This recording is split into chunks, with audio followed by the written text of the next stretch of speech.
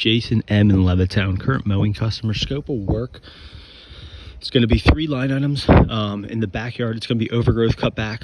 I'll put it as miscellaneous, and that'll be cutting some growth along the side of the house. And then in the front, it'll be shrub pruning, cleaning up the bed. So in the backyard, essentially he wants all the growth along his whole fence line cut back to the fence line, just really like cleaned up the best you can. So I did tell him, like, it is difficult because it grows into the fencing. He's aware, he knows all that, but he wanted to try to do whatever we can to cut it down the best we can and then avoid it from coming back. So what I would say with all of it, you know, cut it down as much as possible. It's all basically weeds. Cut it down aggressively, cut it to the fence line, and then spray when you're done. When you're spraying, don't go bonkers with spray. I mean, try to keep it on the actual weeds. He does have a dog, so he's just mindful of it.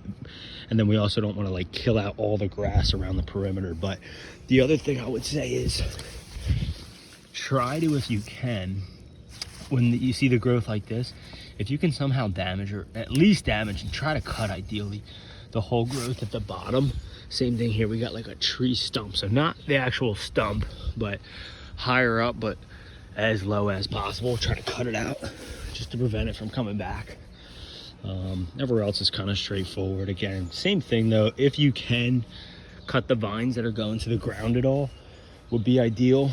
All this growth, I would even hit like some of this low stuff that's kind of like in the yard. Trim all this back, trim all this back, all the weedy growth here. Bust all this out.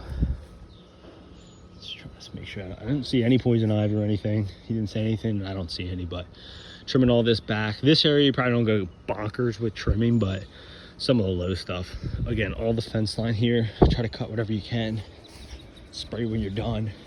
And the other high priority area is right here. You know, I would go like 10 foot high with trimming. The branches and such, and all this growth, cut it all right back to the fence line and then haul it all away. So that's one line item. I'll put it as overgrowth. Next line item is, oh, this to include this in the backyard. Probably just yank that with your hands, spray it. The other thing, the second line item will be like miscellaneous.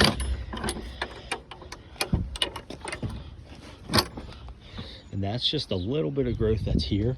So just hand pull it or weed whack it, whatever. The only added things we'll do is spray the area and then also put down like a pre-emergent, the granular Treflon. Just kind of sprinkle it into the cracks the best you can to try to help with regrowth from coming back. So then that's that area. Got a little bit of nutsedge here. So if you have the nutsedge spray, I would like snip these and then spray that area kind of heavily. Try not to pull the nutsedge because it'll just spread. And then last line item will be bed cleanup. Just trimming and shaping the whole thing, pruning it all up. I'm weeding out the bed here. Not too many weeds that I see, a couple poking up. Most of it we just trimming and pruning, giving it a nice shape to the whole thing. While we're at it, we should be doing this on mowing, but if we can hit this area with string trimmer, clean up that, and then I'm already gonna text the guys but that did it this week, but we got to get better with the cracks. Just a side note from the mow crews, gotta clean up all these cracks.